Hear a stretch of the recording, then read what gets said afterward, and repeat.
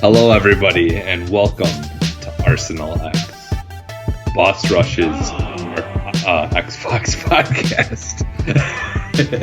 I am going to be your host today, Jesse Douglas, and I'm here with Corey Hudson-Deering. It's me. He puts the boss in Boss Rush. How's it going? Wow, that was a good one. Doing all right. A little concerned about the near future with this coronavirus, but I'm all right. Just kind of trying to, quote unquote, plan ahead type thing. Yeah. We were kind of talking about it before the show we started recording, but it's going to be interesting. It's going to be interesting just because it's Ohio is about ready to go on total lockdown. It looks like there's a bunch of rumors going on that, by Wednesday, the entire state, except for essential, people that need to be essential, probably doctors and maybe some grocery stores or carry out restaurants or whatever. We need food and we need medical care. So, so I might be getting a long vacation maybe at some point in the near future. I'm trying not. I don't know why I'm laughing. It's not it's not a laughing matter, but trying to plan ahead and trying to be resourceful, and video games exist, so I think we'll be all right. Yeah.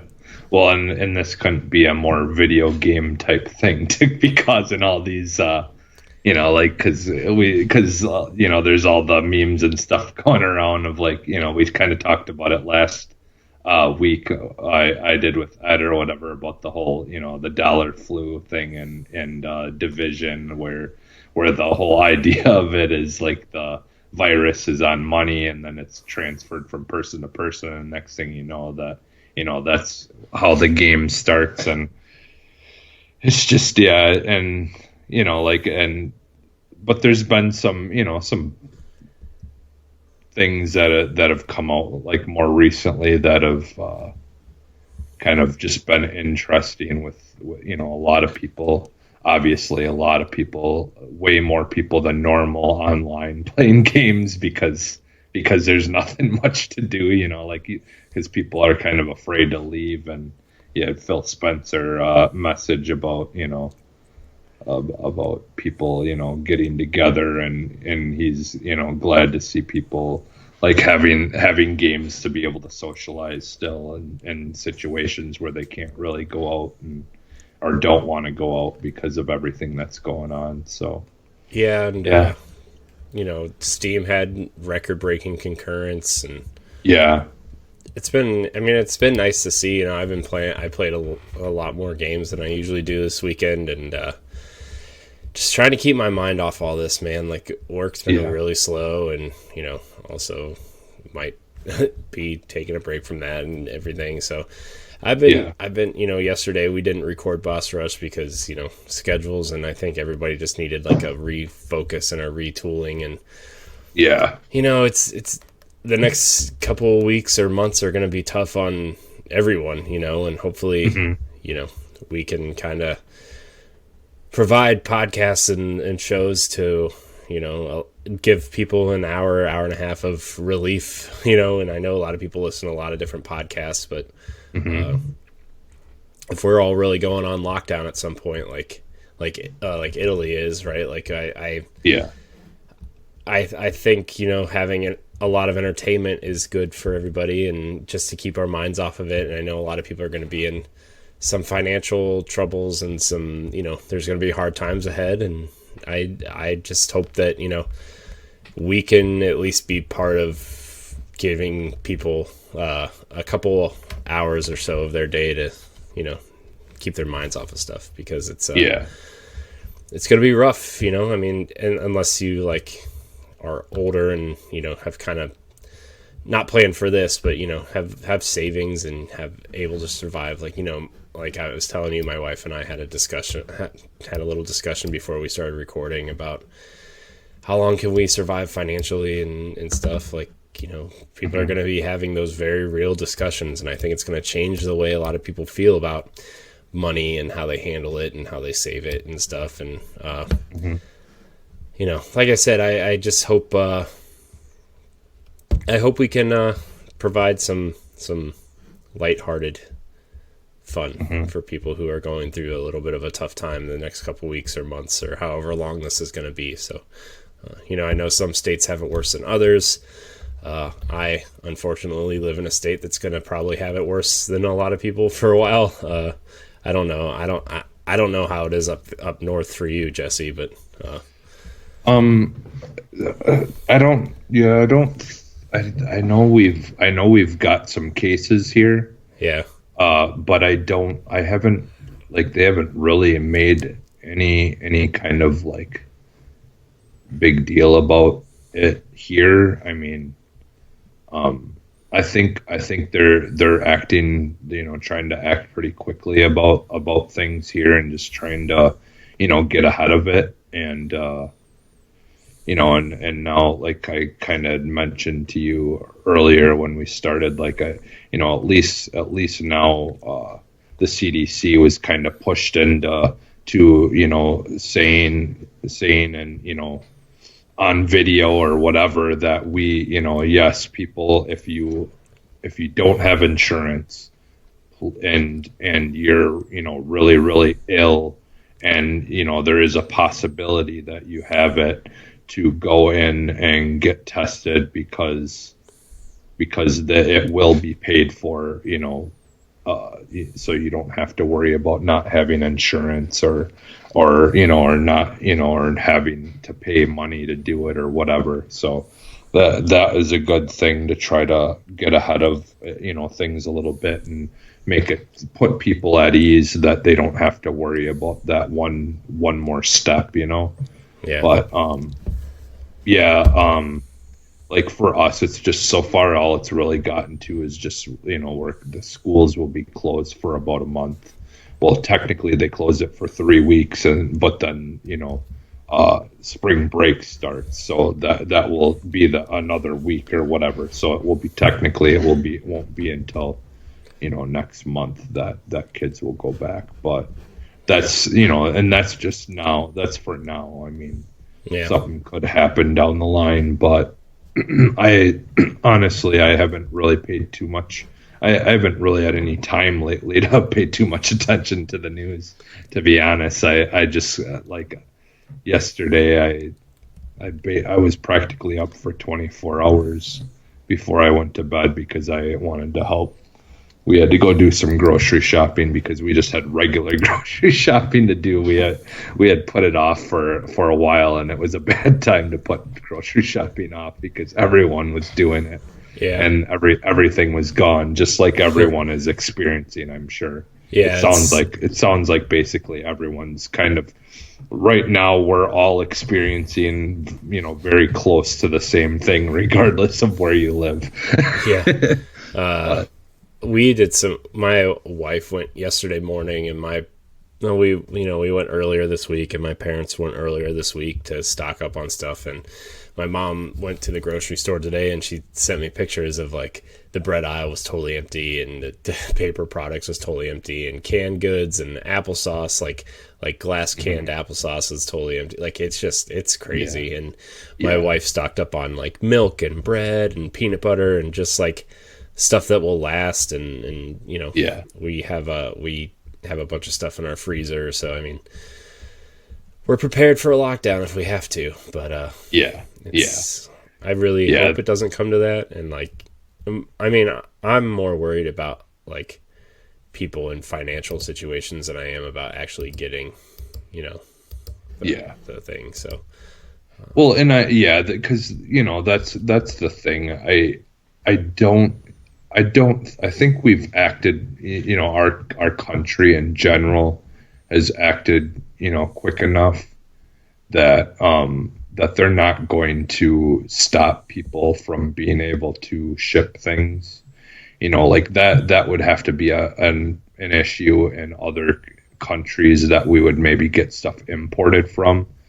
But like don't foresee us like, you know, for right now anyways, from what the way things seem, it seems like the major problems that we're having is just making sure that it's not really problems, it's just we're making sure that we be safe about trying to eliminate it from being spread, you know, like that's the main focus right now. I don't see like, because the thing is, you've got like Amazon that can ship stuff to your home. You've got, you know, like there's different ways to get stuff if you need it. I don't think that will be an issue. Like stuff would really have to hit the fan for it to get that bad. Yeah. Like, you know, and I feel like they've acted quick enough with things and are trying to be as, you know, strict about things and do things the right way to try to make it so it never gets to that point. But I guess, you know, like that's the thing is it's still, we don't know a lot about it. We don't know a lot about the virus. We're learning like more and more every day, I'm sure, but I'm, you know, so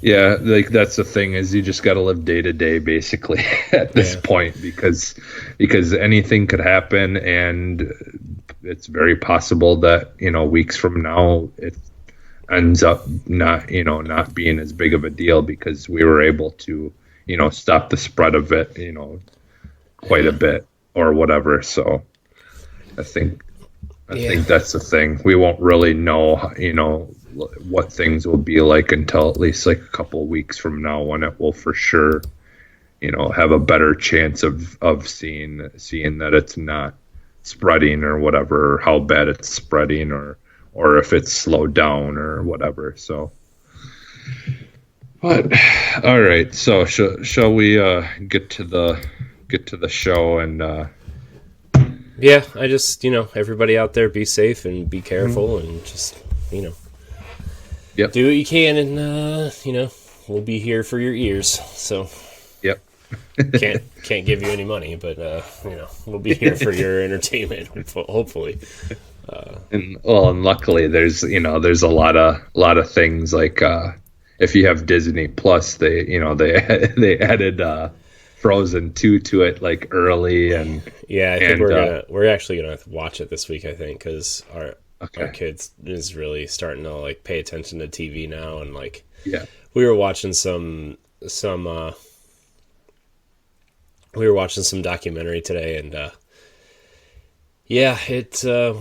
don't really want, like, we were watching this documentary about a abusive priest or whatever on Netflix, and we figured like she was watching it, and we were like, oh, maybe we shouldn't start really consider what we are watching while she's awake. So my kids have been getting into the Descendants movies and the zombie movies on Disney. Yeah. So they love those, and so I ended up buying the Zombies 2 on Amazon because it was only like $8. Yeah. Do they read at all? Are they? Yeah. Well, Max does quite a bit, but Lily is only in kindergarten or whatever, so she's just starting. Are they into Harry Potter at all? Like kind. I mean, like, not like, maybe they're not obsessed with it, but did they read it and stuff? Like, do they like it enough? Because there's a Disney series of books that's kind of like a mixture of the Descendants meets Harry Potter, kind of. Oh, okay. It's called The Kingdom Keepers, where like it's like it's like based in like these kids are kind of, they get, I don't know, how do you describe it? They are like, there's real magic that happens at Disneyland and Disney World after the park closes, and like they are there to like fight off the bad magic or whatever. It's like it's kind of like a mix of Harry Potter with like the night at the museum almost. Yeah, kind of. Yeah, that's probably a better way to describe it. Yeah, it just you know, I read the first book and I liked it a lot. So that was like 15 years ago at this point, but there's probably like 10 books in the series now, and they're easy reads. They're only about 200 pages a piece, and bigger text, I would say, but it's for kids that are like probably between 8 and 12, 8 and 13, that age range. So yeah, Max will be 9 this year, so yeah. So because he's mostly he reads like the Diary of the Wimpy Kid and stuff like that. Okay. And like he loves those. He'll literally just sit down and read it every day until he's done with it. Like he'll have gotten a brand new one and like 3 days later said he's finished with it, and I'm like, whoa. Like I wish I would have loved reading like that when I was a kid, because I hated it. And I wish I would love reading it now. Yeah, well, that too.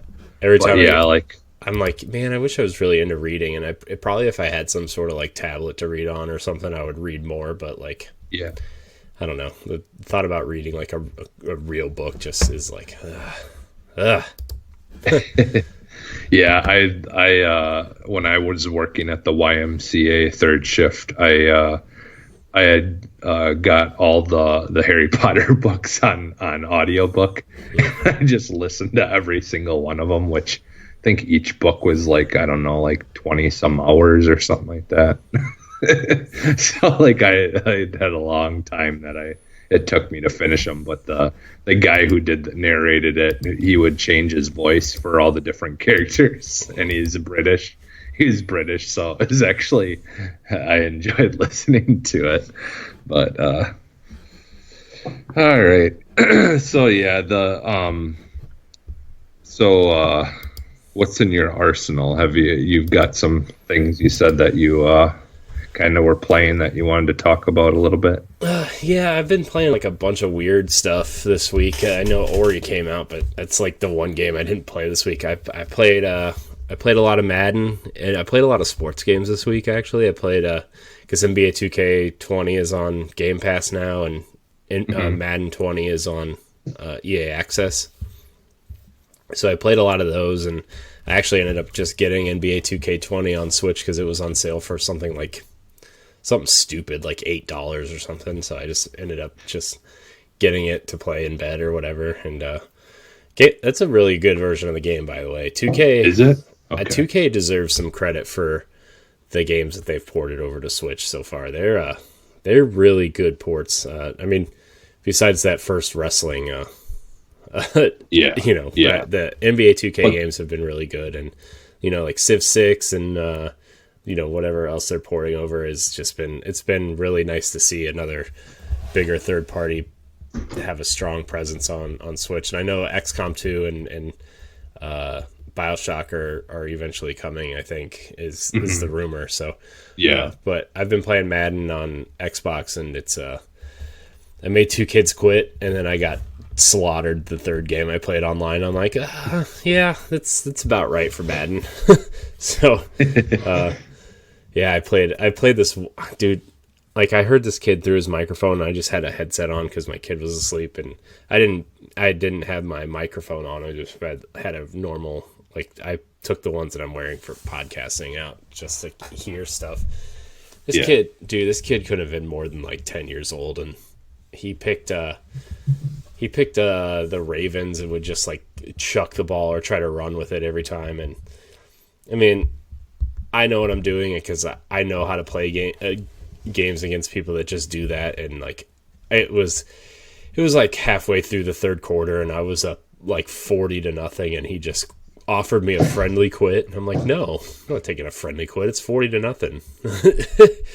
And then he just quit on me. And then the second game was a pretty close game, actually, but then I kind of had 2 pick sixes in a row because it was it was under 2 minutes left. I was up by a touchdown, and then he was trying to get the ball back fast, and he just kept throwing interceptions, so he quit on me.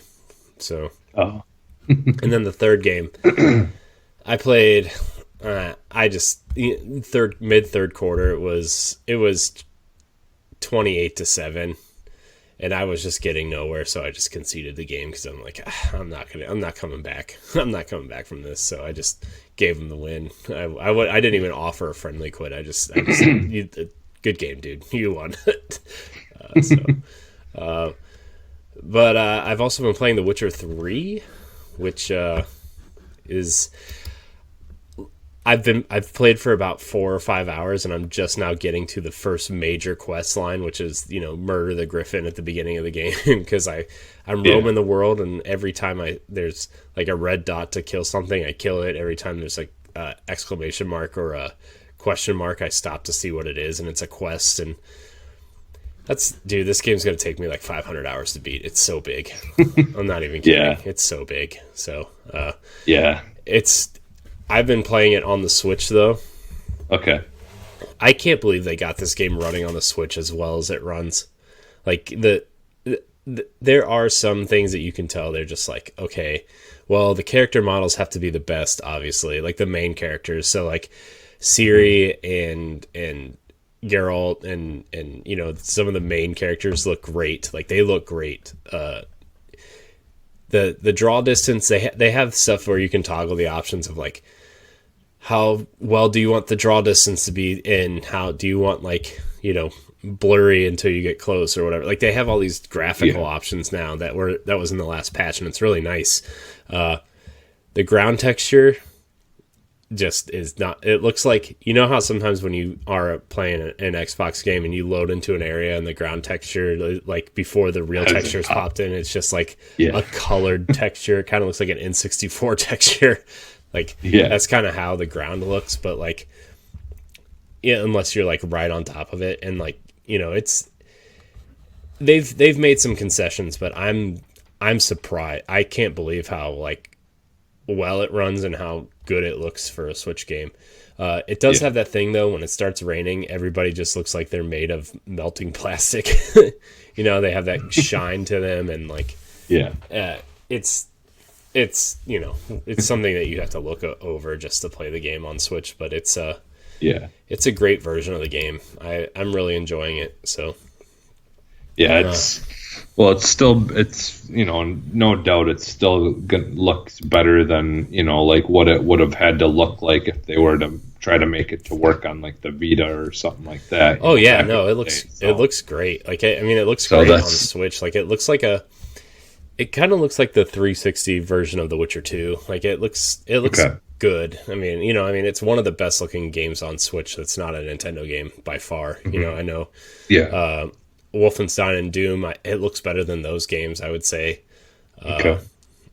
Definitely something, you know, worth having on the go. I think it's really scratching that Zelda itch, actually, that I've been having, where I'm just running around the world and picking up items and crafting stuff, and like it's really scratching that Breath of the Wild itch that I've been debating on whether or not to play that game again, and this is actually really scratching that itch. So I'm personally waiting for Tunic, because that's what I've been looking forward to. Is I really want to play that, you know, kind of get scratch that Zelda itch. Yeah, no, definitely. I want to play that too, but you know, I have to wait for that. Hopefully that comes to Switch too. I don't see why it wouldn't. Yeah, but you know, I've been playing that. I played a little bit of Destiny 2. Now, I've been experimenting with a little bit of now, I'm not going over to PC full time. Don't let everybody get scared, but I have been experimenting with some PC gaming. Destiny 2 is free to play, obviously. So I did the cross save link to I created a Steam account. I bought my first Steam game. So I have 2 games on Steam now, everybody. PC gamer, right? That's what you're supposed to say. So I have Destiny 2. I played a little bit of that, dude. Playing that game, so it runs at 4K 30 on my Xbox One X, right? And it's beautiful looking. It's great. It's fun to play, right? Still on console, but I downloaded it just because I wanted to see what it played like at 60 frames a second. I'm running it at 1440p at 60 frames a second. It feels like a totally different game. Like it really feels like a totally different game playing it. And I'm not playing mouse and keyboard though. I'm playing with an Xbox One controller. plugged into the back of it, and dude, it feels like a totally different game. I don't know if I can ever go back to Xbox. I will because I like it there, but like I really hope the Series X runs this game at 60 frames a second, because it is a game changer. Like, it made me excited to play Destiny again. I actually played like 3 missions last night. Yeah. To play it, and it was like, wow, this game's running great. So there's that. I mean, it's still Destiny. I didn't play any of the like Shadowkeep content, because you have to. It's cross save, but you still have to buy the content on the platform that you're playing it on. So since I bought the stuff on Xbox, I would have to rebuy it on Steam. So I might in the near future, but I will probably wait till some sort of sale or collection when the new content drops or something. So yeah, which I thought everything through Forsaken was free. It's actually just the base game, and you have to buy Forsaken and Shadowkeep on PC. So.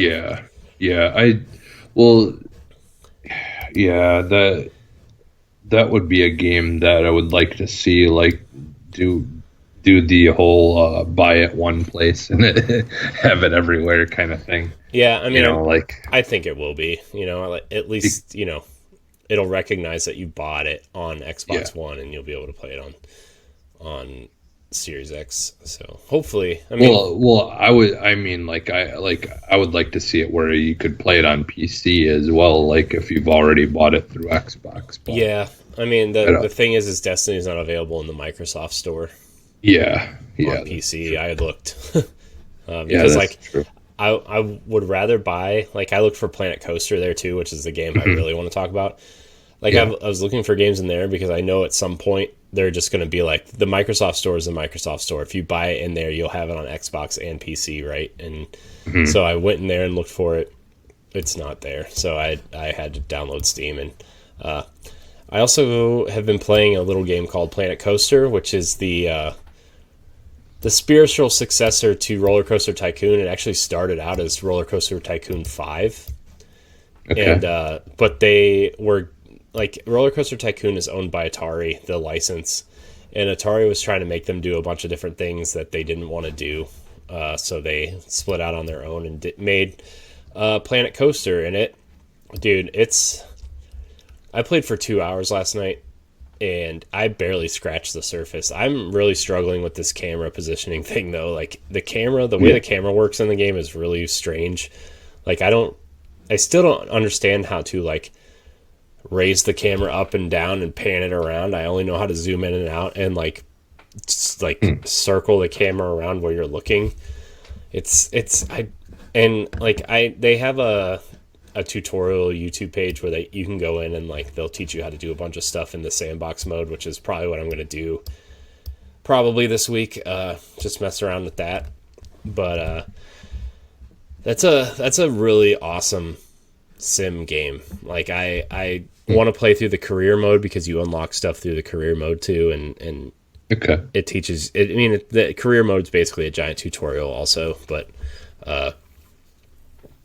I do want to play through it and figure it out. And it's really bringing back a lot of old Roller Coaster Tycoon vibes for me, and Sims and, like, all those old PC simulation games that I used to play. And man, I also, like, looked up a bunch of stuff. There's a bunch of Disney mods.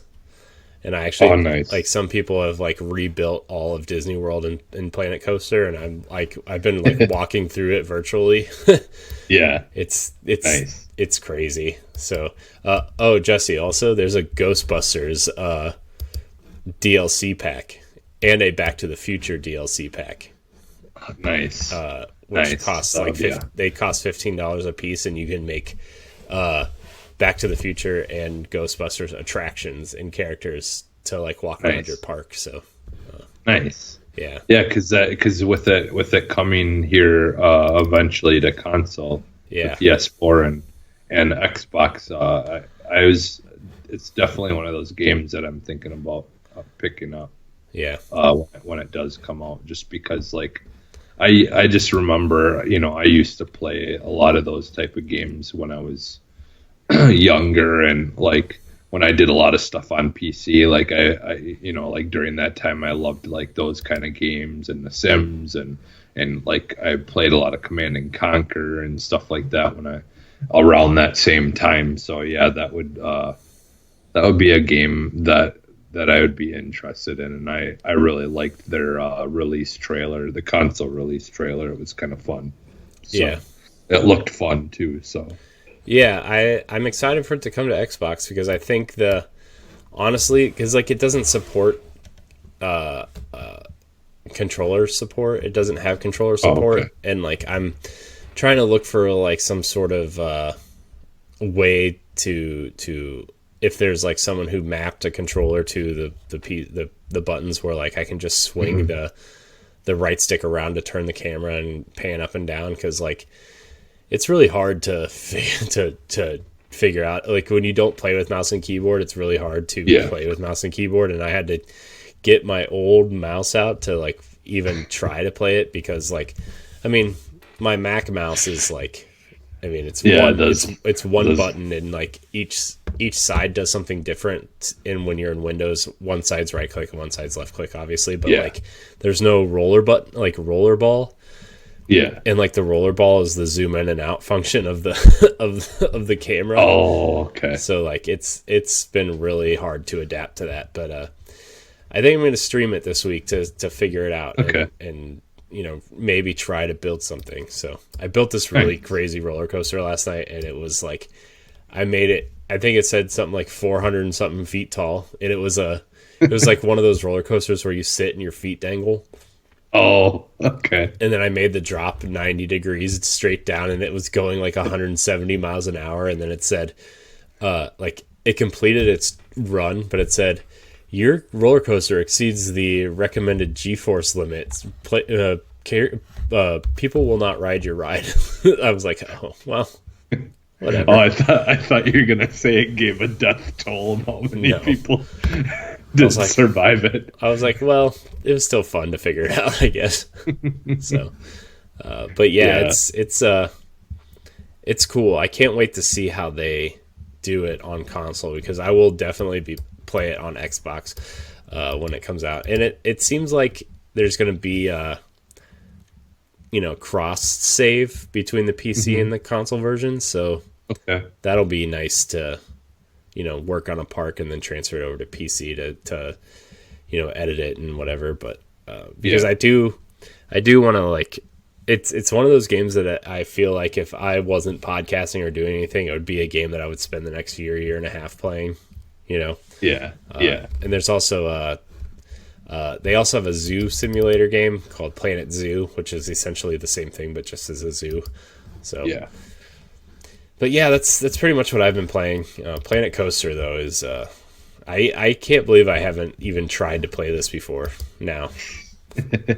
Yeah, I was kind of shocked, that when you kind of were talking about it, that you hadn't really tried it. Well, like it's not available on Mac, and I haven't really had a PC in a while. Well, so to be fair, that's the thing though, is you've really only used your PCs for like editing and stuff mostly. I mean, you did have Roller Coaster Tycoon or whatever on your other PC for a little while, but I have it on this one too. But I mean, after playing this, I'm not going back to Roller Coaster Tycoon. Sorry. That game I spent thousands of hours on from 1997. I will not be playing you anymore. Yeah. So it'd be a nice upgrade, and that's cool though. Like you said, that it was kind of started off like being developed by the people who are working on the Roller Coaster Tycoon games or whatever. But Frontier is the developer. So they also made that Jurassic Park Evolution, that park builder that was free on Xbox a couple months ago. So it's essentially that, but for theme parks. So I'm excited to keep playing. I'm excited to like really get into it. It's it feels like a game, like when I'm not playing Switch in bed or Xbox out there, this is definitely the game I'm going to be playing. So Yeah, I didn't really put too much time into it, but I did play that Jurassic Park game a little bit. yeah, The thing is I think you still had to purchase stuff like for certain things. yeah. I Like know that. they had an expansion for something recently that added a bunch of stuff, and I know like the one thing they do in this game though, which I don't really care for, that I know some games do, and it's kind of whatever. And I know like this game's been out forever, and they just want you to buy the DLC now, but like they Yeah. have the DLC items available in the menu, but when you go to Oh, click on it, it said this is part of a DLC pack you don't own. If you want to buy it, yeah. please check out our store on Steam or whatever. Like this big Yeah. window pops up that says go to our Steam page to purchase this item or whatever, and it's like, ugh. So Yeah. Yeah, they like it's always nice when if they do that, if at least they like a lot of games will put like an icon over the top of it that says that you know like that it's part of something, so you don't even yeah, have to well think twice about it. all the DLC items have a little arrow pointing down, like like a Oh, download okay. thing. But like I have 3 DLC packs, and it doesn't Oh, change. It doesn't change. You know, the color of yeah. the thing depending on the pack. It's just like, oh, this is a DLC item, and then when you go to click on it, it's like you either have it because you bought this DLC pack, or it's something you don't own. It doesn't really clarify, but Yeah.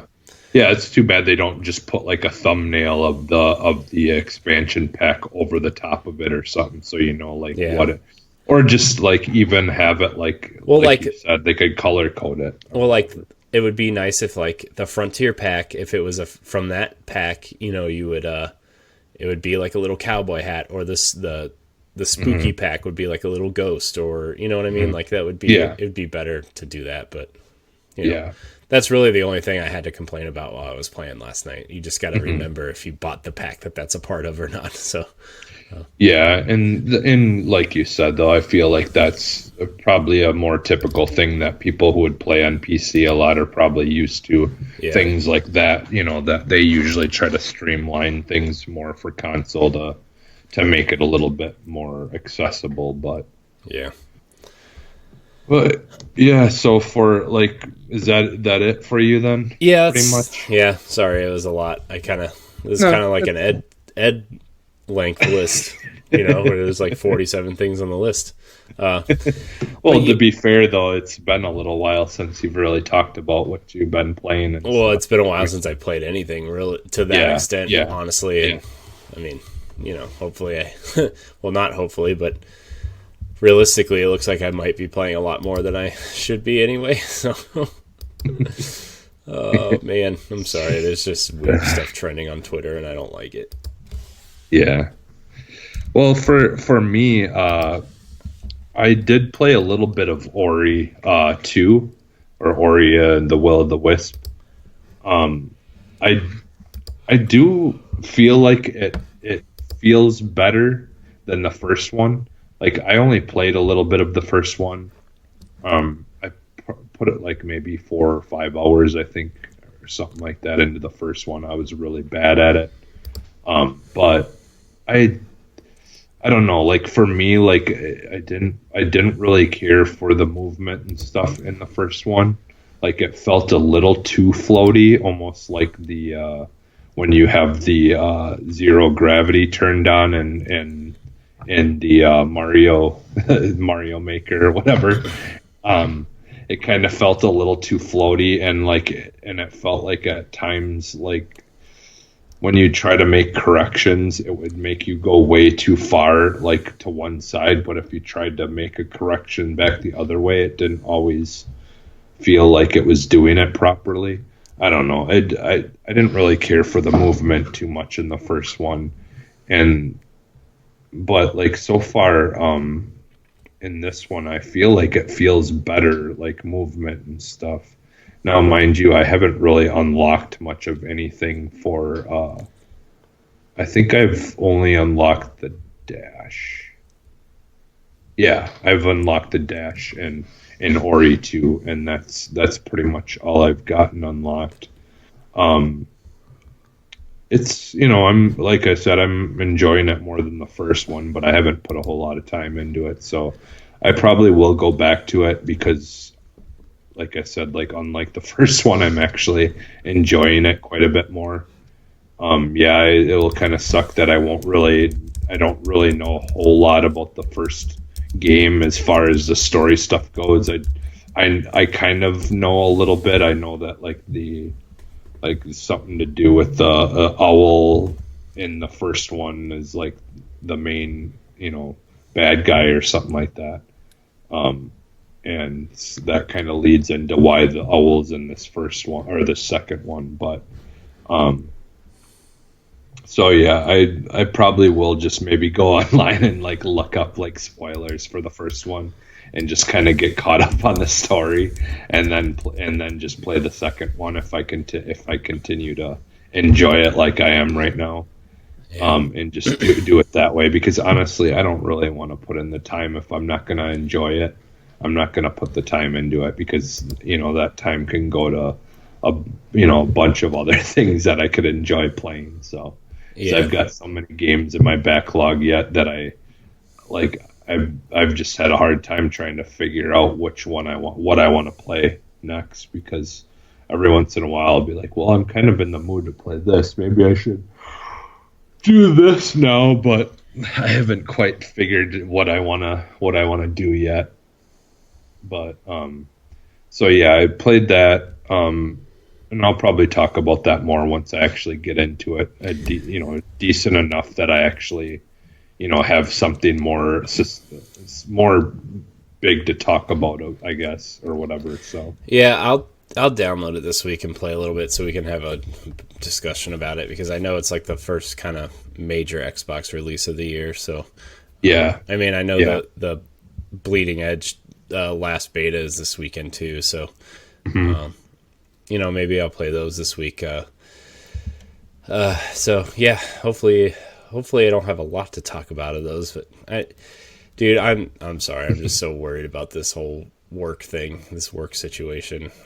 Yeah. I mean, it's weird because like nothing has even been confirmed by the state or by my job in general. I just like, yeah, I don't know. Kind of hanging in limbo, waiting to see. Yeah. It's the anticipation that's like, so yeah. But yeah, I mean, I've already downloaded Ori. I have it pre-installed. I just haven't really had my Xbox on recently, so hopefully we didn't just turn someone's Xbox on. Whoever he still uses Connect. Sorry, guys.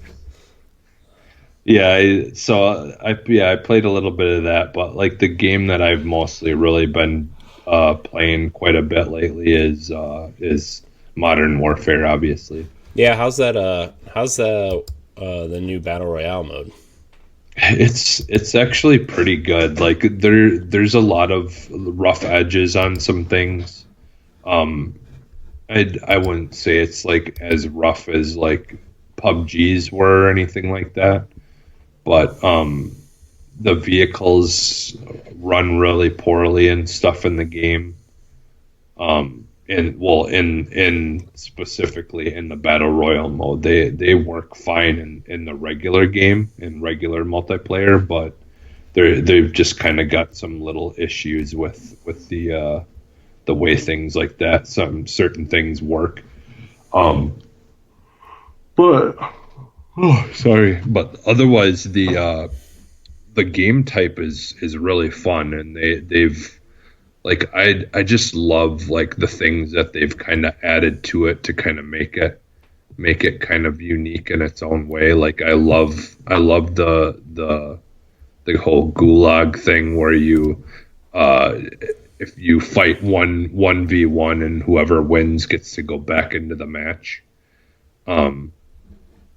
That part's really fun, and people like, it seems like unanimously everyone kind of is in love with that part of it. Like people are just absolutely loving the idea that they can fight to stay back in it.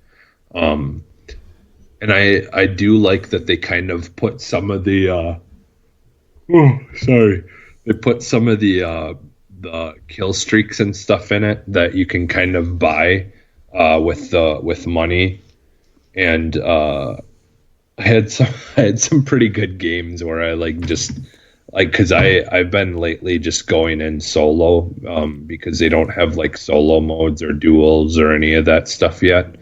The only options you really have is to just either make it so it doesn't fill your party or it does.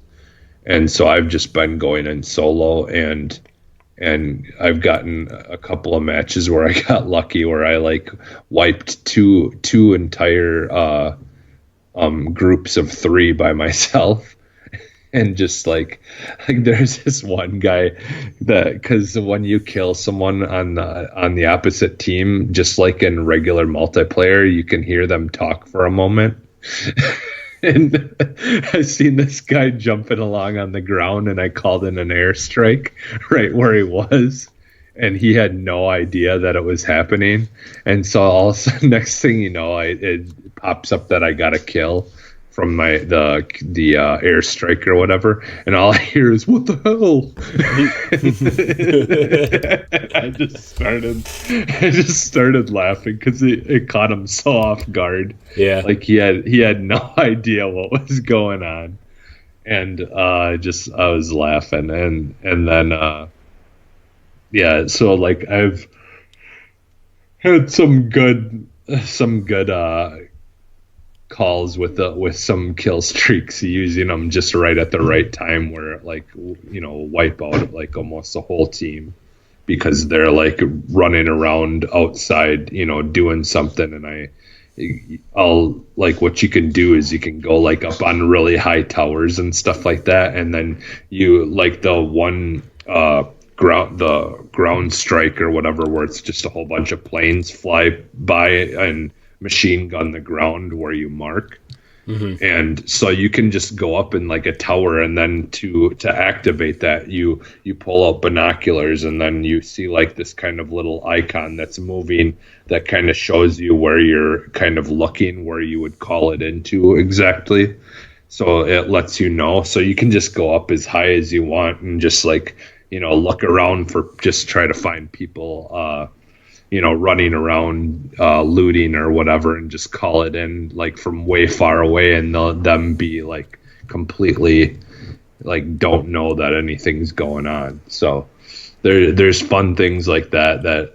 And then like I just love the whole idea of them having the where you can find different missions inside the game, like where it will, like one of them is where someone will become a target, or or someone in a group will become a target, and then you got to kill that person, and you've got a certain amount of time to do it, and if you do, then you get like 3,000 in-game dollars, or they have like the thing where you pick up you can start the contract thing, and then it will show you where boxes are. Mm-hmm. And you can keep on following where it will show you, I think, to where it might eventually it will bring you like the last one will be a one that's got like better weapons in it or something. So you might have to jump from an area to another area to another area or whatever. But it's kind of a cool way to find like the better boxes that have really powerful weapons in them, because most of them are just gray boxes, and then there's like either white or blue color shining out of the boxes. But there's these red ones that you can find, like it's an orangish red box, and usually those have like the more legendary or the epic or whatever weapons in them. Which basically the way that works is just every class, like from common to legendary, is just based on how many attachments are on the gun. So you can find like the legendary ones that are gold, obviously have all 5 attachments on it. So it's like, perfect. But you can also call in and get one of your get one of your classes that you made in regular multiplayer. So that's kind of the easier way to get your guns, is to do it that way. But that I think takes like $6,000 in in-game cash to buy one, but they do drop eventually, and you can kind of get, if you run and make a dash for it and are able to get it that way, that doesn't cost you anything then. But obviously people might be waiting around watching for people to go run for those and then try to take you out. So there's kind of a little bit of a risk there. But yeah, it's like the map really feels like PUBG to me, honestly. Like it reminds me a lot of the PUBG map, which PUBG I played one match of because what is it? Bubbies, I think that's on Mixer. She yeah.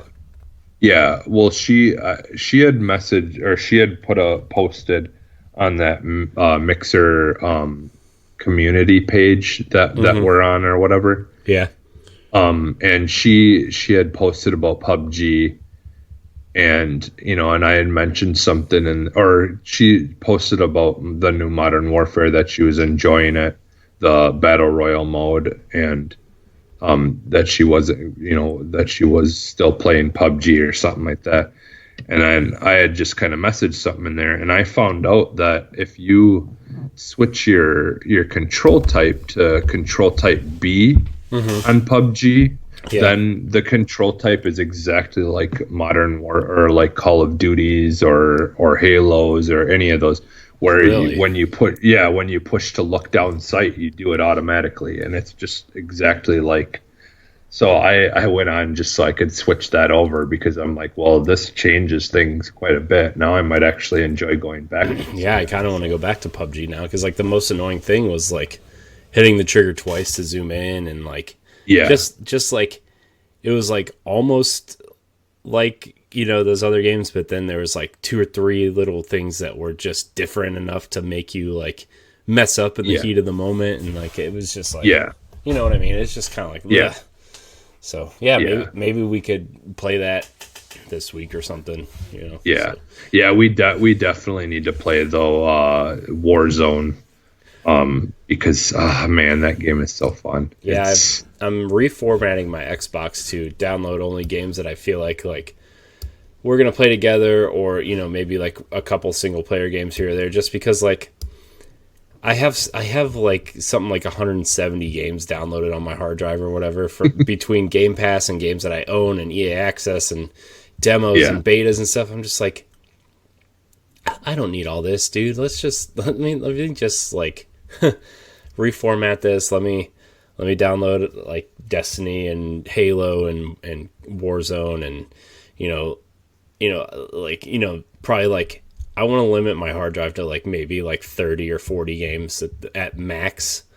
Yeah. And, just kind of switch them out. If I feel like I'm not playing this game enough, I'll delete it and download something else that I want to try or whatever. But yeah, I definitely want to go back to PUBG, and, that actually reminds me, I played something else a little bit different this week too, but I'll talk about it maybe after you finish talking about that. But yeah, like I've been watching Toucan play some PUBG also, and like it kind of made me want to jump back in it too. So yeah, maybe like next weekend, or this week, if things are going south, maybe we'll play it and stream it and whatever. So yeah, we could definitely plan for over the weekend, possibly. I don't really know what's going on, but yeah, honestly, the for the most part, I did play a little GTA 5 a while ago. There's a couple of games that I touched for a little while that just because with having 4K TV or monitor now, that I can test stuff out. Yeah.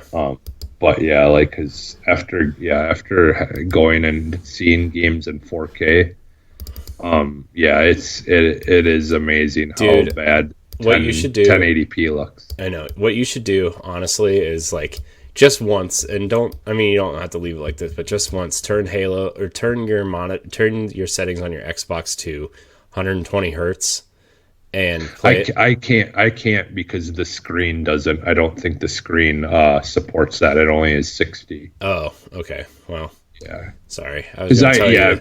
I was going to tell you to play Halo 5 at 120 hertz on the Xbox One X. Dude, Yeah. it's like it made my head hurt because the screen was moving, so like the refresh rate was so fast, and I was like, this looks amazing, but it also is giving me a big headache, and I don't know if I can play it like this. Yeah. Yeah, the thing is I didn't want to have to spend like over $1,000 for something because like I just wanted to get the basic, 60. All I cared about is 4K 60 frames. Like obviously the Xbox One X can't do that yet, but like this will be ready for playing 4K 60 frames when the new Xbox comes out. So that's all. That's like eventually I might get something different if I feel like I have a need for it. But Yeah, because I got this for less than 300. yeah, that's cool though. Like I'm glad that you ended up doing that, because like I told you, my Mac monitor is I think it's the Retina displays are 5K or something stupid, and I can run Destiny at 5K 30 frames a second, and it looks impossibly good. But I was playing at 1440p and 60 frames, like I said, and like just having that 60 frames for a shooter is so nice. Yeah. But Yeah, the other game that I played for a good chunk of time today was or last night it was technically. I went back to Metro Exodus. Yeah. And to play that in 4K, and dude, that looks so good. Yeah, you posted the pictures on Instagram. Yeah, and that was a 4K picture. Now I don't know if that got packaged, like compressed. I Yeah. I was looking at it on Instagram. It looked amazing. So I don't know. I don't know what my phone screen does or anything, but it looked really good. Yeah. That game it's still like it's got its clunk, like certain things that are a little clunky to it, especially in this one part that I was in. I kind of I was kind of going off a little bit to try to like do some venturing out and looking at some stuff, and I accidentally got myself stuck in an area that I couldn't get back to. Where I needed to go, because I wasn't supposed to go over there the way I did. I was supposed to go over there by boat. I was supposed to find this boat and then a rowboat and then use the rowboat to get over there. So I couldn't have a way to leave that area, but I was stuck there, and so I had to just go back to my save that I started or had before I started playing it. So it wasn't like I got like super far and got myself stuck to a point where I had to do a whole bunch of stuff over again, luckily. But yeah, that game, the part I was in it kind of has things that remind me of Far Cry 5. Like where there's like like cultish kind of people that exists and things like that going on. Yeah. But like, yeah, that game just looks so amazing in 4K. And like, I mean, those games are usually tested for like the benchmark on PCs, let alone the Xbox. So yeah, I know some people still say like before Exodus even came out, people were saying that Last Light, the second game, was like, it was crushing like even the best graphics cards on high settings. So yeah, and with this one I could see, because it's like basically it's like if the Fallout games were to have like super like realistic looking like things what is cell or shade cell, what are the assets or whatever. Yeah. Like, because the thing is like the Fallout games have always usually kind of been, they've been kind of like close to real looking, but they've There's never always really like had a slim, like, uncanny valley is the wrong word. There's always like a slim, cartoony look to the characters, even though it's supposed to be like somewhat real, you know? yeah. So Yeah, and so like with this game, they really, they really have tried to make like the facial features and things all look real, like as real as they can and stuff, without, probably doing too much. But yeah, I mean, it's a good looking game, and it's just kind of, they have a really good photo mode, and yeah, it's a fun game. I've played all of the other Metro games, and none of them have really captured my attention. yeah. But this one, for whatever reason, I think it's just kind of the setting, like in the story that's going on. Like, I really like the whole cool idea of, like, there's a part where I had to fight all these guys, and then we stole a train.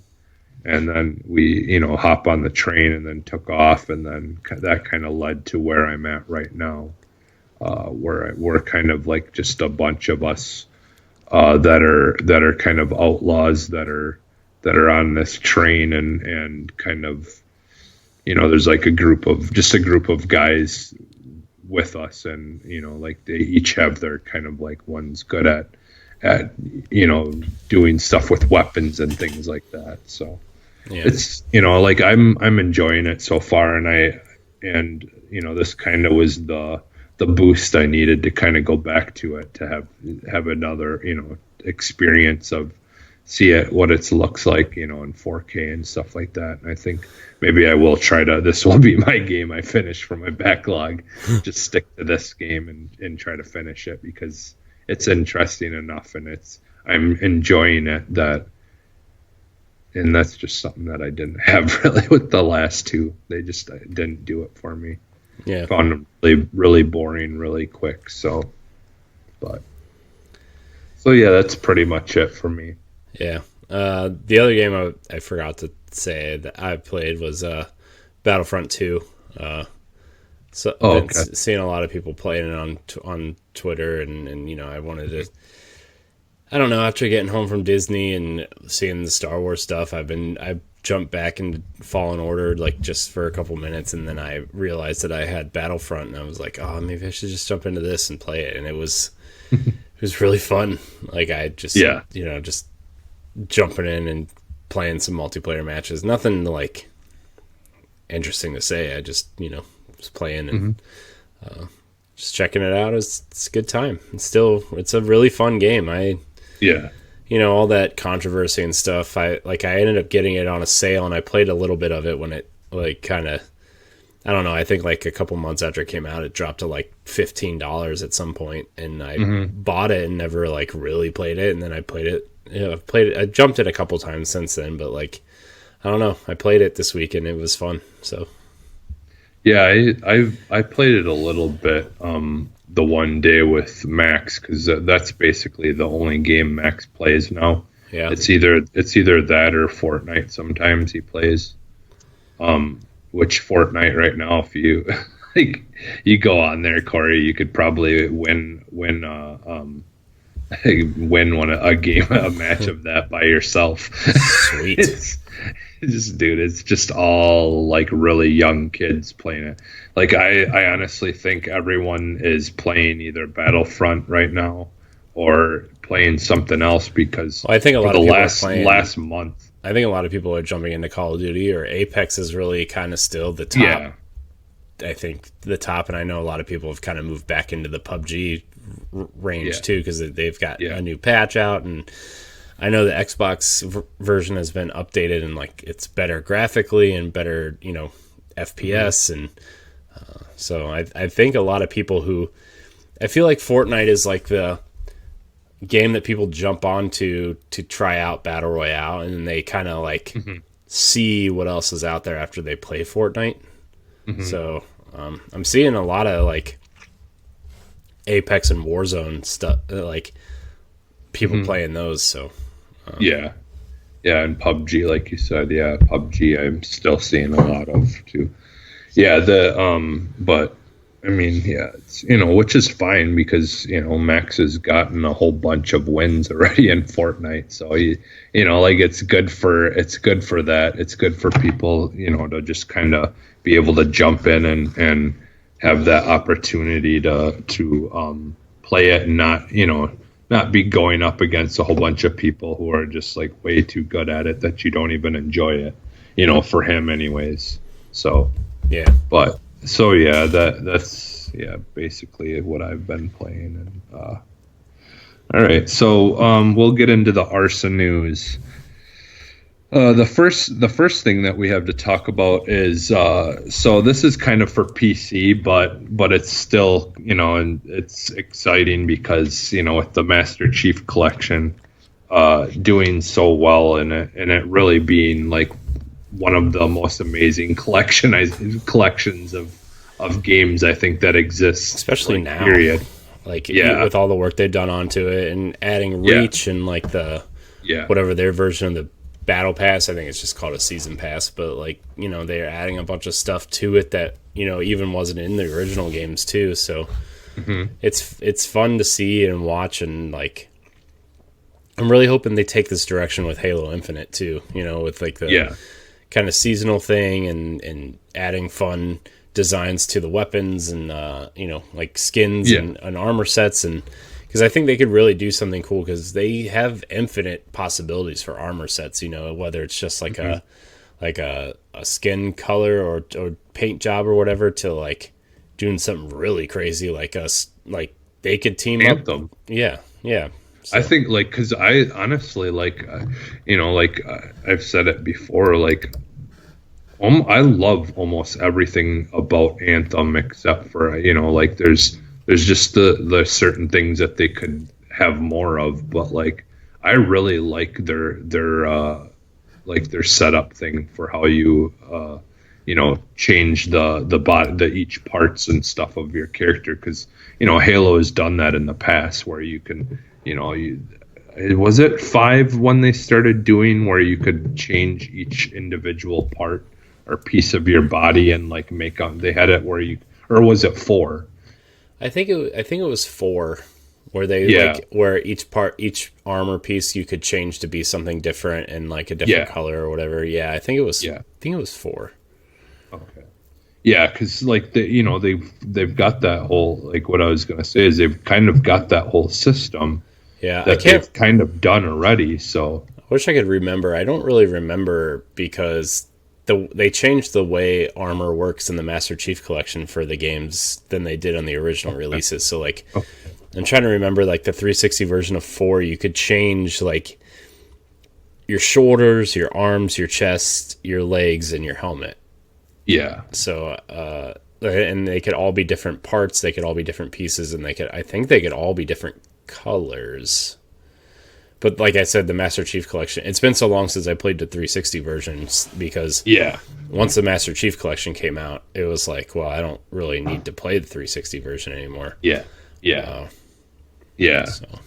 So they're going to be bringing Halo 2 and the Halo 2 Anniversary and Halo Reach Forge and Theater to the PC version of the Master Chief Collection. So which is the highlight of the whole thing, I think, for most people. Yeah, and that will be coming later this month. I believe it was the end of this month. Yeah, I thought I had wrote it. Yeah, I think it's supposed to be the end of the month. The 28th or something like that. I don't remember, but yeah. And then the other thing, I just kind of threw this in there because it was interesting, is so Bill Gates had announced that he's stepping down from the Microsoft board to focus on some issue things like climate change and stuff like that. Which, that's something he's kind of been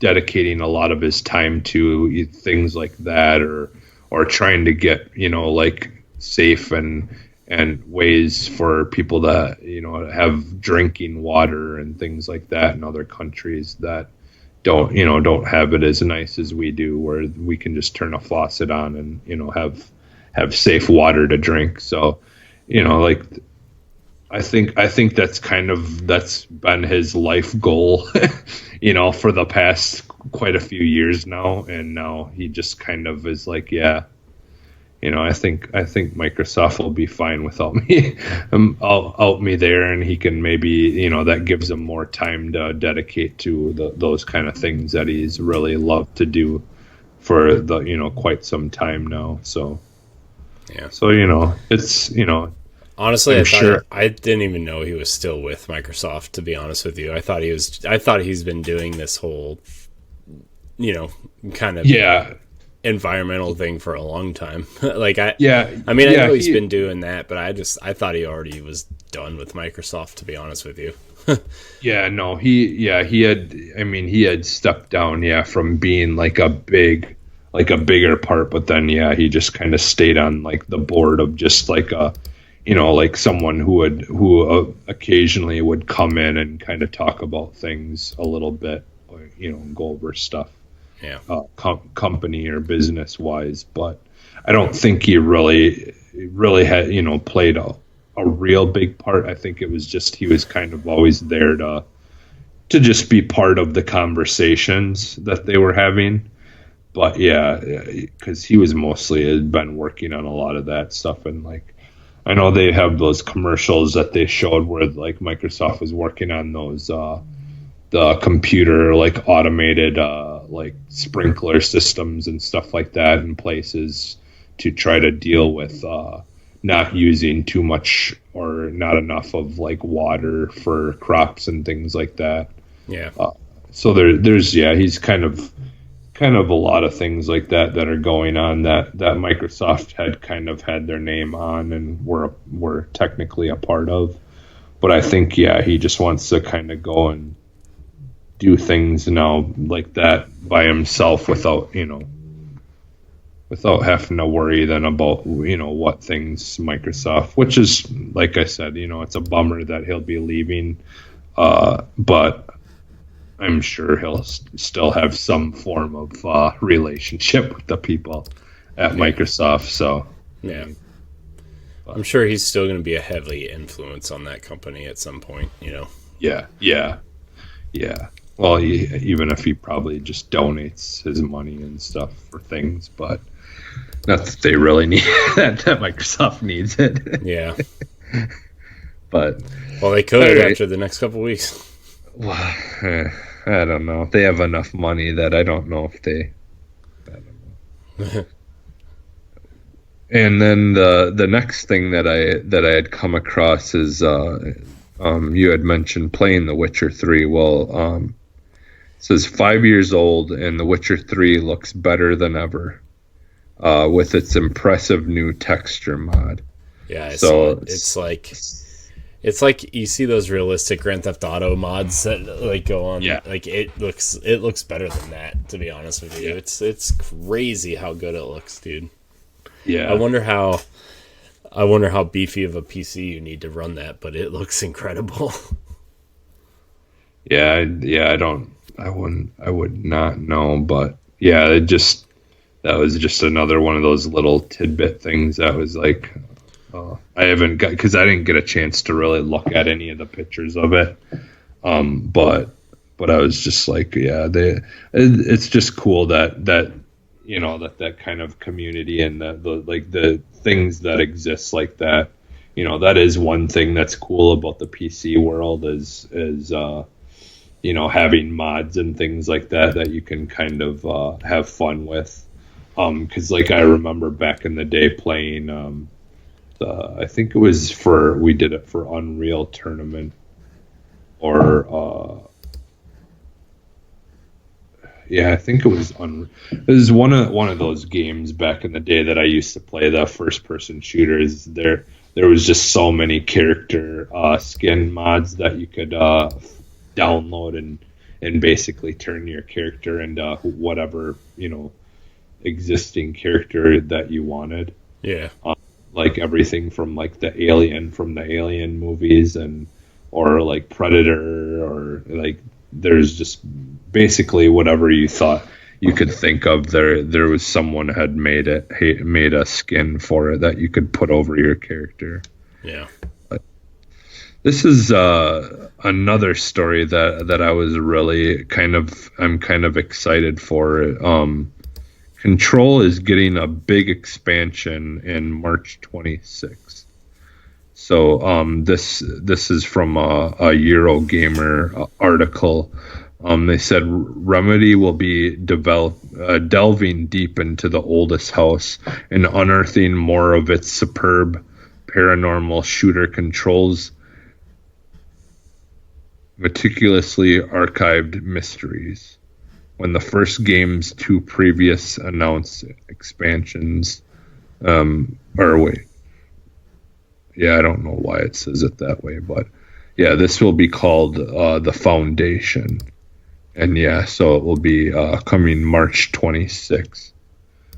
So I'm kind of excited for that, because that's the thing, is like the whole thing with Control, like that makes that game so interesting, is that building that you're going through, and kind of like all these mystery things that you come across, and like Yeah. I don't know. Did you end up finishing that game then? What, no? Control? No. Control? No. I want to. I need to. It's on. I mean, you know how long your backlog list is, and mine's probably that and more. It's all about time and what I've been pouring time into, and availability of the TV, honestly, and it's, I mean, I would like to finish Control within the next couple months or whatever. We'll see if I can, but okay. It's a time thing. I want to finish it. I reinstalled it the other day because I do really think I'm going to finish it at some point. It's just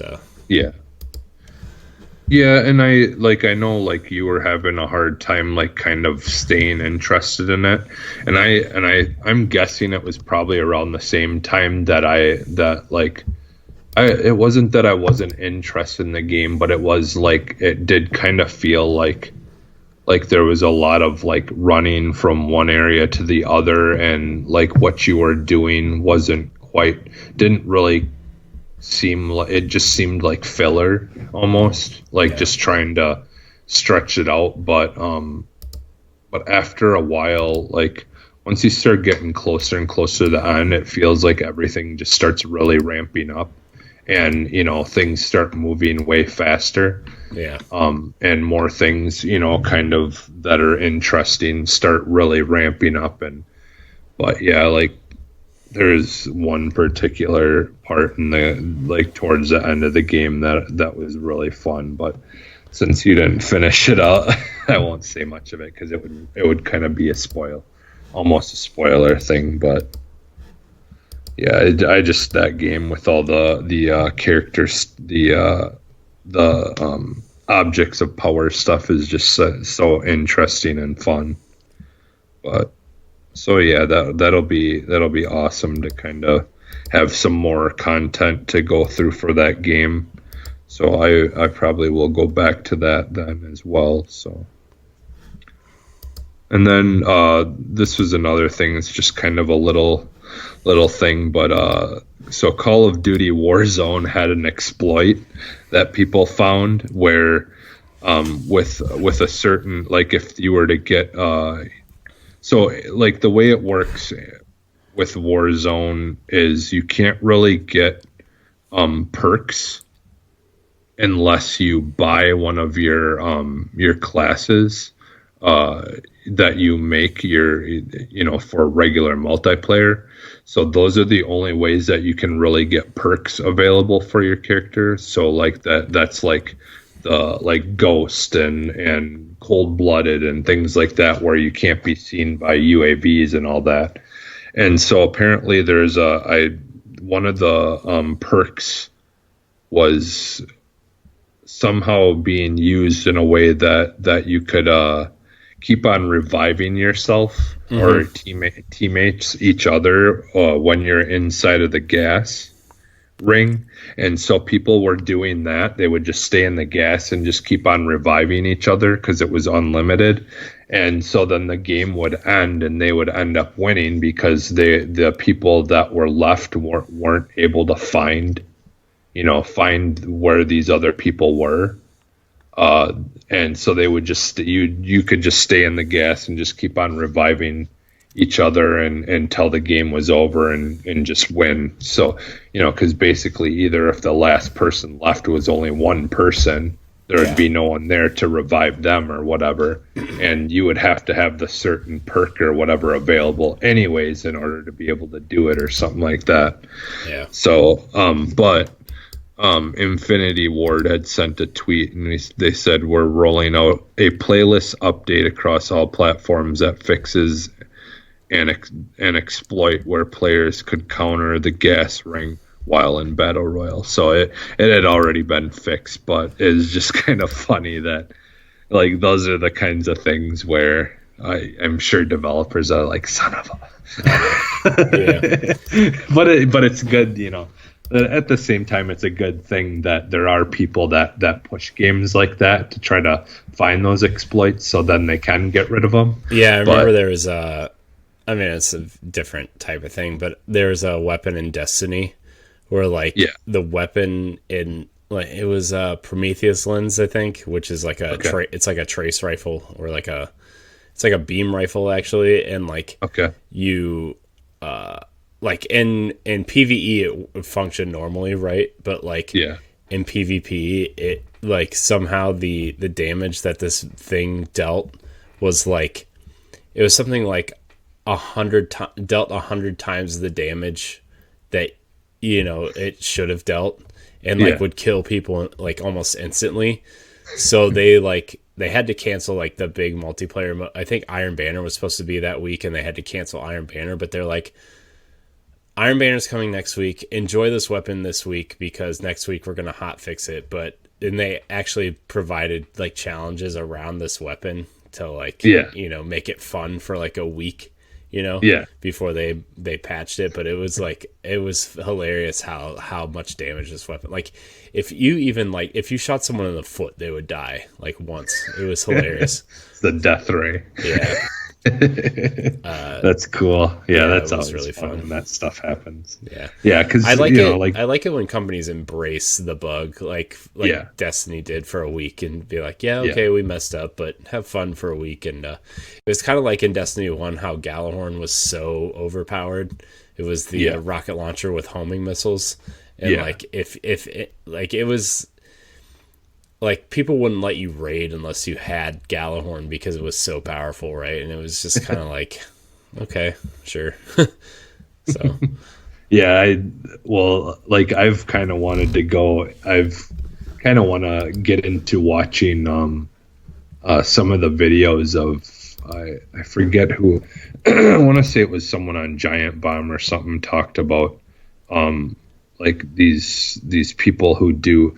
They have people that will sit down and the devs of a game will sit down and watch people do quick the quick runs or whatever of games, speed runs, speed runs, and then it's just fun to get to watch the devs be like, I didn't even know you could do that, and they made the game. And it's just things like that I find really fun and interesting. And to me that sounds like that would be an awesome piece of content to watch, just watching devs watch these speed runs. That sounds really fun to me.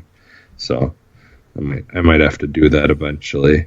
All right. So one of the last thing that I kind of put on here is So a GTA fan thinks they discovered a secret teaser for the location of GTA 6. And now, okay, so GTA 6, they always do it in Roman numerals. Yeah. So 6 in Roman numeral would be a V and an I. Yeah. And we had a Grand Theft Auto game that I loved that took place in the 80s called Vice City. Yeah. So they said that it would be GTA and then VI and then in quotations CE. Yeah. After that, so Vice. Yeah. Vice City seems like the title it said. So they kind of there's kind of this theory that it might go back to Vice City again, but which I think is what everybody wants, right? Like I think, yeah. I mean, we've been to Liberty City three or four times since the PS2, with the two spin-offs for GTA 4 and obviously GTA 3 was Liberty City and there was that Liberty City Stories game that came to PSP and then came to PS2 afterwards. So I mean, not that I wouldn't want to see a new really fleshed out Liberty City right on the next gen. Yeah. But I think everybody wants Vice City because I mean, the 80s are still in at this point, right? Yeah. And I think people want to see a modern take on the 80s in Vice City. Yeah. I mean, Vice City, especially that soundtrack, are definitely the things. Yeah. The colors in the soundtrack are the ones that stand out the most. So, I think it would be cool to go back to Vice City, or maybe even like a modern day Vice City, but like or like the 90s. They could do it totally, because 90s, like the 80s, there's a very, very large nostalgia for the 90s as well.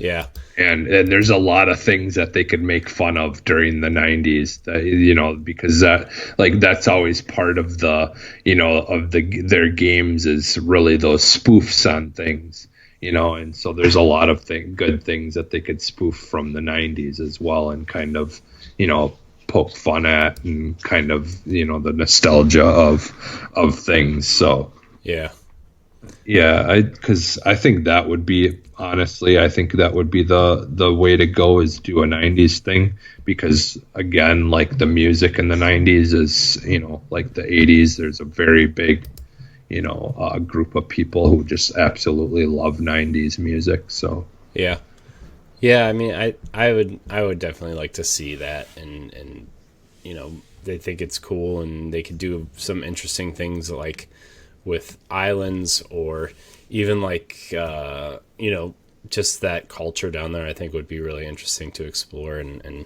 what I think would be cool is if they had like a female protagonist take on that setting too, because I don't know, I just feel like that would be really interesting, because GTA hasn't really explored that that area of having a female protagonist really yet. So I don't know if they've ever had a female protagonist in any of their games, really. No, especially GTA. No, I don't.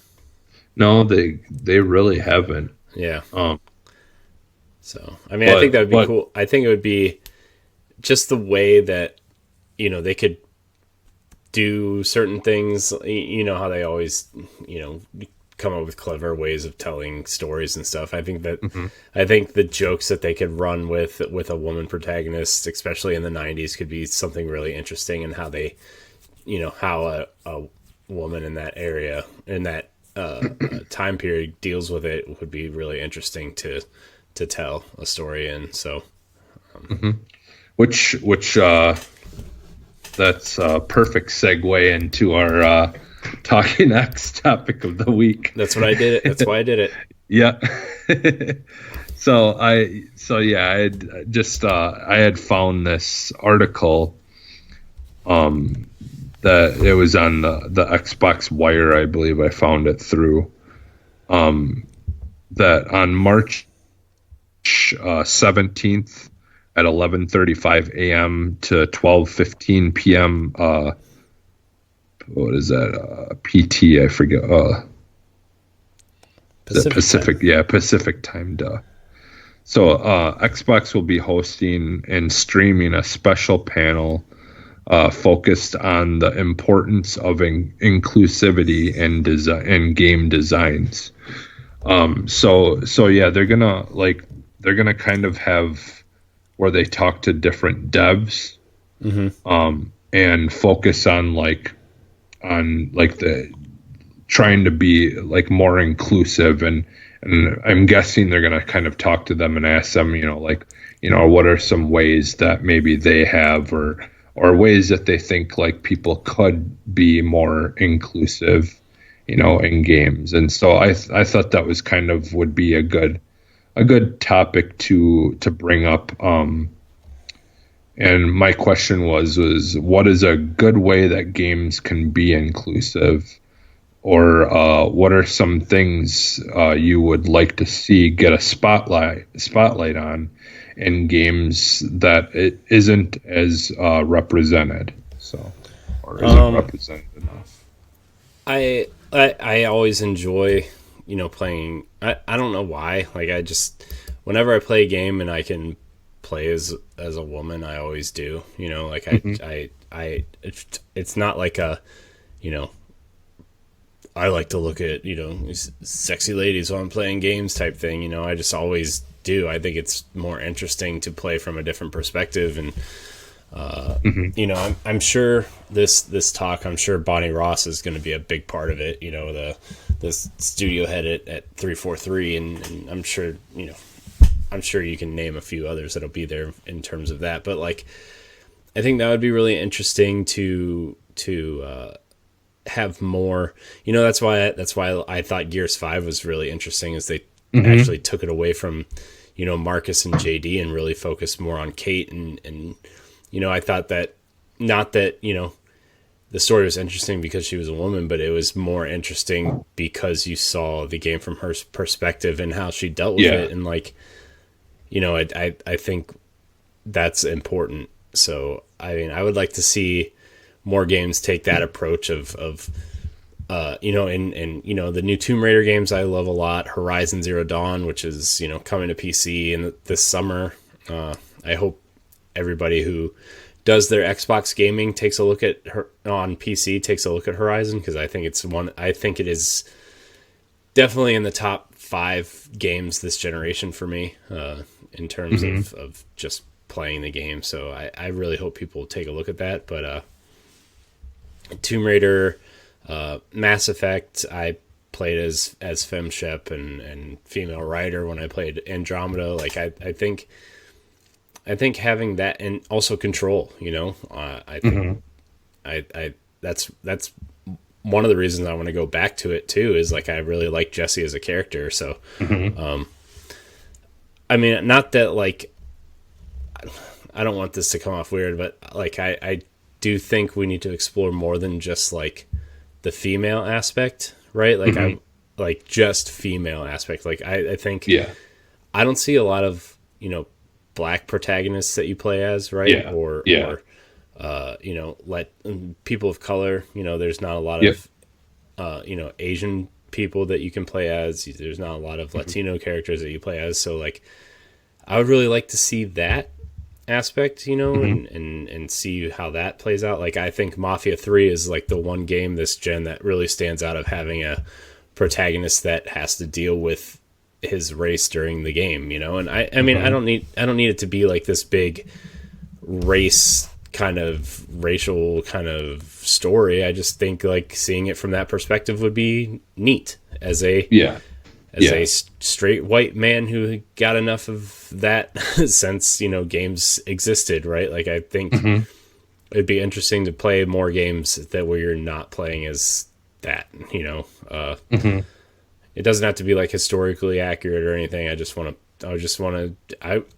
For me, it's all about can you write a cool character that has me engaged with that character for 20 to 50 hours or whatever, or you know what I mean? So I just want to see cool characters and cool stories, and if it's engaging and fun, like I'll stick around to play it. Hopefully, depending on time, but I mean, we have and that's why, like, I think the next Witcher game, which they say is in development after Cyberpunk comes out, like, I think it's going to revolve around Ciri, which I think is what everybody wants. So, I really want to play Cyberpunk as the female version of V, which they weren't going to do, and then they walked back on it. So I'm glad that they decided to do that, because not to say that the video game industry is very outspoken, but I think they would have gotten a lot of backlash if all you could do is play as a man in that game. They would have gotten quite the backlash. So I'm glad they, like, honestly, it wouldn't have bothered me that much, but I think having that female character in there, it makes me more interested in playing the game, because I don't know, it's weird. We've talked about this before, but we relate more to females than we do to men. It's like this weird, I guess it's not weird, but like, it's just something that we kind of talk about a lot, where like when we're out or whatever, and like our wives' friends are there, we'd rather hang out with our wives' friends than like the husbands or whatever, or the boyfriends or whatever. It's just, I don't know, man. It's like, I feel more comfortable with that. I think it's just like, you don't, there's, when you get the male, like, testosterone type, trying to almost feel like competing in some form of way, even when you're not competing, type of thing. That sometimes exists in the world, and not everyone's that way. Like, I feel like we're the type that aren't that way, but it's like you're always on this like worried that the other person is going to be that way, and so it's just easier when you're around women. You don't have to be like that. That you can just be yourself and just be relaxed and not have to have whatever kind of weird genetic things going on or whatever. But I would really just like to see cool characters and cool stories. I don't really care, like, maybe even something like something that, like, somebody who's disabled in some sort of way, and like you use like a prosthetic arm or a prosthetic, some sort of prosthetic to get around or do something cool with, like, I know Cyberpunk will probably deal with something close to that, but I don't think disabilities are represented enough in games, unless you're like playing a superhero game, and that's kind of something that is part of their, if you're playing like an X-Men game or something, and that's part of their mutation or something, but you don't really see that a lot either. So like another great game that's starring like a female lead is Hellblade. And like I wouldn't mind seeing like something where maybe one of, like, the disability is one of the senses.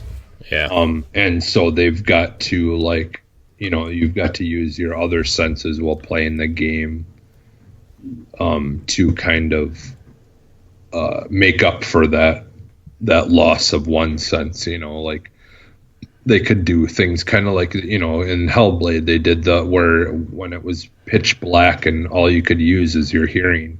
To try to kind of, make your way through this area.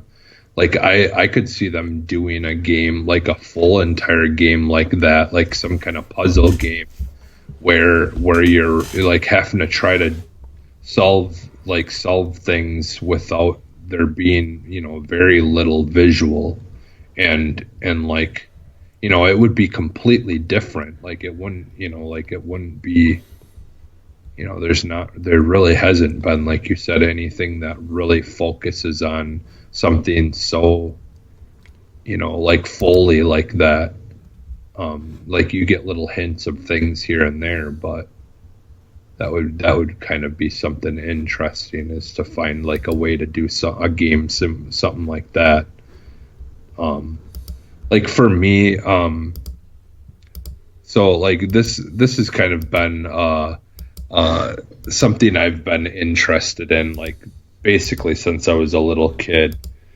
So like I've always just been fascinated with like Native American culture and stuff like that, and we've seen, you know, little bits and pieces of it throughout the years, make its way into games, you know, a little bit here and there. But like one of the other things too, and this kind of goes for any of these topics, is a lot of the times like going back and you know, like Grand Theft Auto is a perfect example of that. A lot of times it feels like some of the representations are almost like stereotypical, and they're not maybe like done like fully the way that you would maybe want to experience it, you know, like some kind of like thing, like culture wise or whatever. And like, you know, like it was kind of just a fun little like goofy thing that they did. But like I loved the first Prey game, the original one. And like, you know, like those characters were Native American in that game, and so like they kind of had the whole spirit world where you could gain health back, you know, and stuff like that. So that, I mean, that was kind of almost like it was interesting. It was a cool, you know, mechanic, but like I would like to see something like more based around almost like a historical type, like, you know, similar to like what Assassin's Creed kind of does. Yeah. You know, something like that where we could actually experience like some kind of like neat, like the Native American stuff during, like, you know, like get to see maybe some famous areas or things that have been famous like throughout history of like Native American culture, and like have like a game that kind of focuses on some of those things, but still can deal in the paranormal type stuff, where, you know,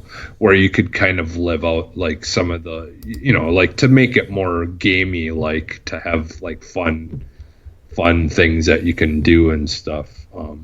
Yeah.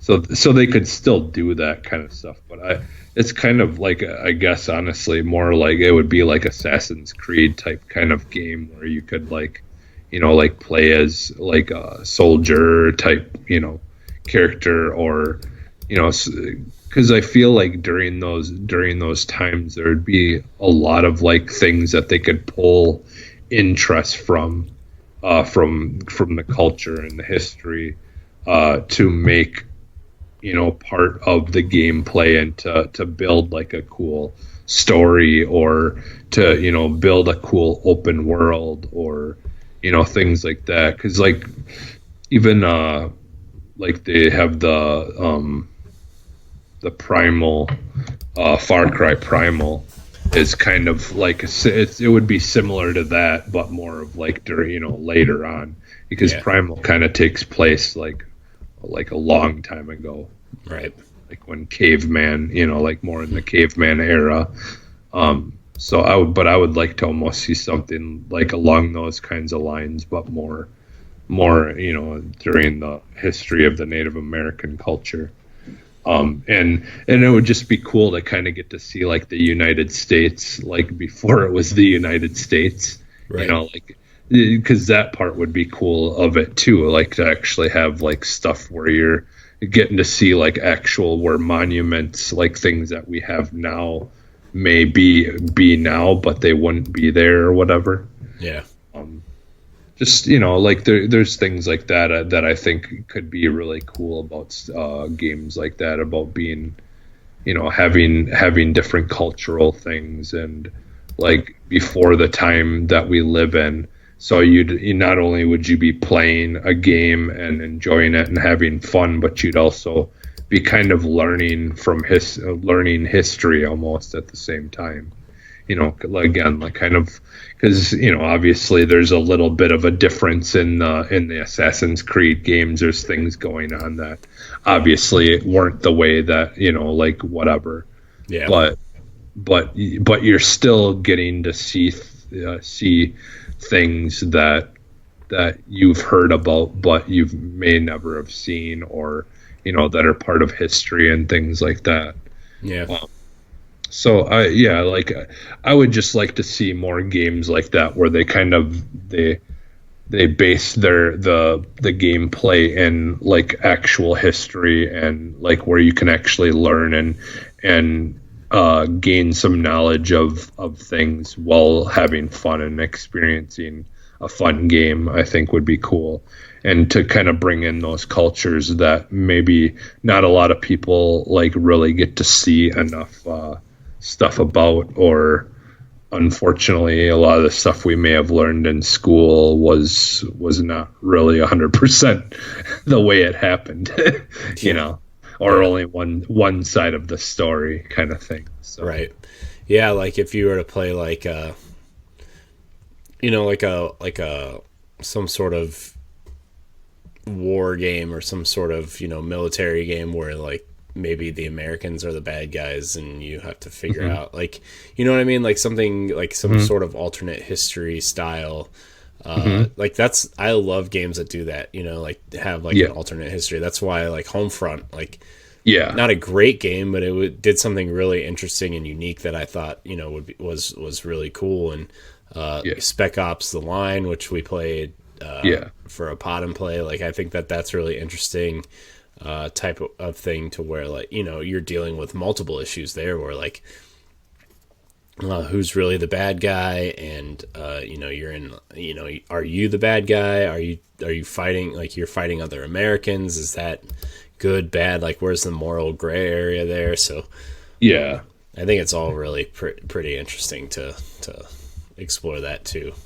To just kind of sometimes it feels like games will go to the same well of ideas and just rehash them, kind of like what we see in movies a lot of the times nowadays. Every once in a while we have a really interesting, unique, movie come out. Like I feel like Parasite would kind of be that movie that people would say was very unique and kind of different, that really has stood out this year. So, and then like Jojo Rabbit kind of is kind of along those lines of what you're talking about, that alternate kind of history type of thing. But that's the thing, is it's really nice when we get unique looks at things, and like focusing on like having more of like women protagonists, or having people of different races or cultures being focused on that we don't see enough, or like those games are almost always going to be more interesting, and it's going to get more attention, I feel like, because it's something that we're not used to seeing, maybe, or it's like you have people who can relate to that character and be like, oh, finally I'm getting some representation, or my culture's getting some representation. So it's like I feel like in many ways games in general have evolved, and like the way that they're made, and the topics that are discussed, and just the inclusivity of crossplay and things like that we never would have thought in the past would ever happen. There's like games in general are just have been changing a lot for the good, I feel like, and so I think I'm gonna watch this thing and see kind of what they talk about, and because it is interesting, like you said, being a straight white male. Uh, like there's still a lot of things for me to learn about different cultures and things like that, and I'm always up for learning new things about culture and trying new foods and things like that too. Is always fun. Yeah.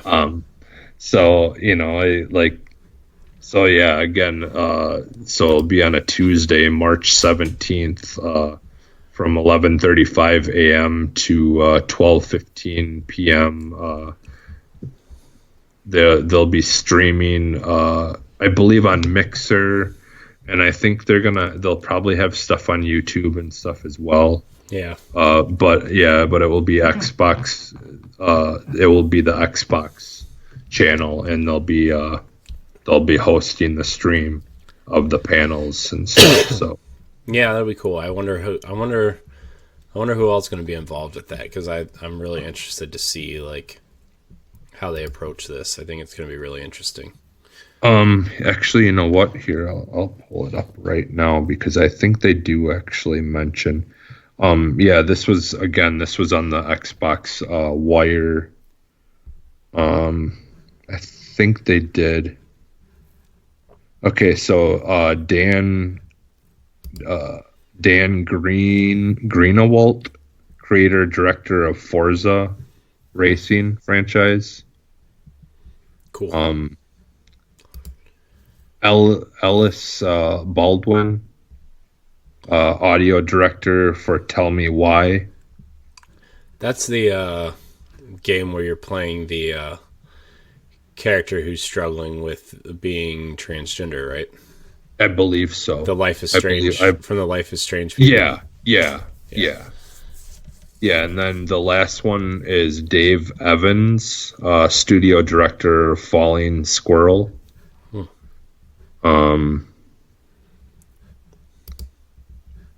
Yeah, and then that's basically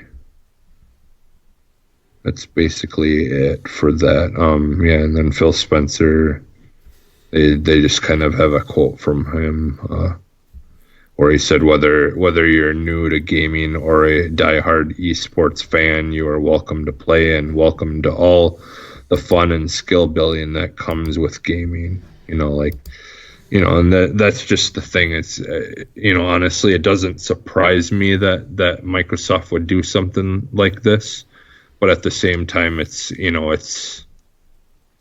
good to see this kind of stuff happening where they're getting more involved with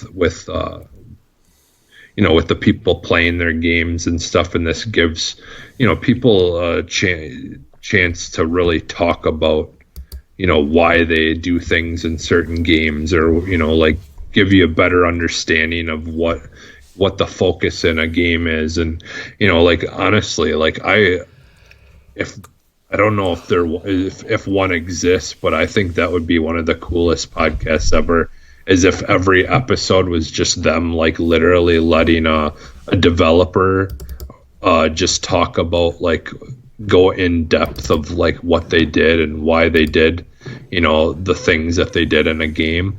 Almost like a spoiler cast it would have to be, but where you could like get the almost like the commentary version of a game, like where you'd like with a movie, when you get the commentary as you're watching the movie, you can just listen to them talk about it, what was going on. But if you could have something like that, but it was just the developer talking about it, right, that would be cool. I know some developers do that for their games. Like I know Valve does it for some of their games, and I know Tim Schafer has done some for Double Fine's games. And they also did that really cool documentary, the Double Fine documentary, which is cool. Yeah.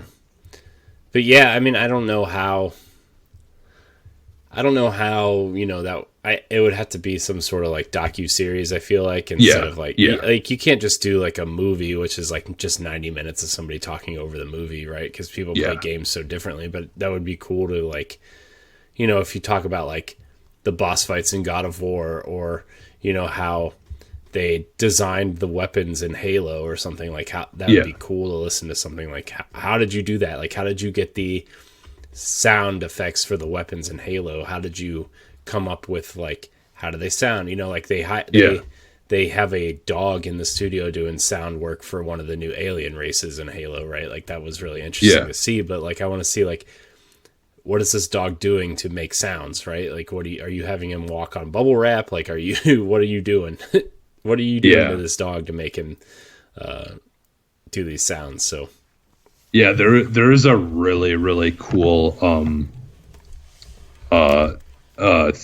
a video that I watched on YouTube, actually, where they talk with the developers who made the first Dead Space. Yeah. And he goes, like, they go over some of the, like, the struggles and the like things that were damn near game breaking, like, issues that they ran into when making it, that they thought they were never going to finish it. And, like, when they talk about, like, all these things that they, like, kind of had to do, and then just had, like, a eureka moment where they figured things out and were able to salvage everything. And, like, I mean, like, that interview was amazing. Like, I just would love to, because I'm sure, like, almost every game has got to have some point where they just think that that it's hopeless.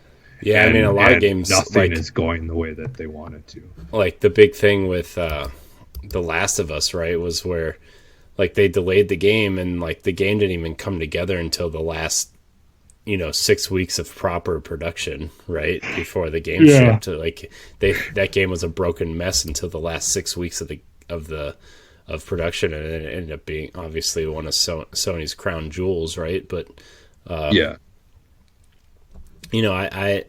think it's really fascinating to listen to people talk about development. It's like something as simple looking as Axiom Verge, listening to Tom Happ talk about that development, all the way up to, like, Rockstar devs talking about Red Dead 2, right? Like, that'd be crazy to listen just to two different things like that. So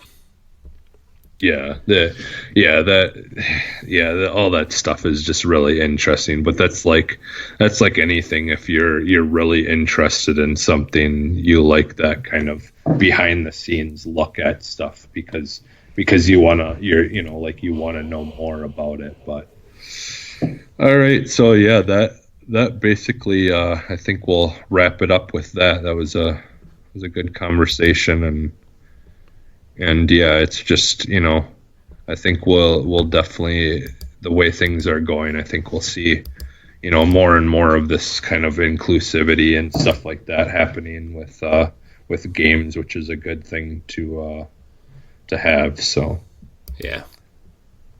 So all right, yeah. So Corey, where can we find you? You can find me at I am Corey HD on Twitter and Instagram, and Corey HD on Mixer. You can also find me on Nintendo Power Block, which is our Nintendo podcast, where we are giving away Animal Crossing. People need to get those entries in. So yeah, I'm looking forward to that game. I'll probably be getting it eventually. So, and you can find me almost everywhere as Phantom NXS. So it's the end of the show. We're gonna throw up the X one more time. Yeah. So we're about to exit the podcast. All right. Nice. Have a nice night. Goodbye, everybody.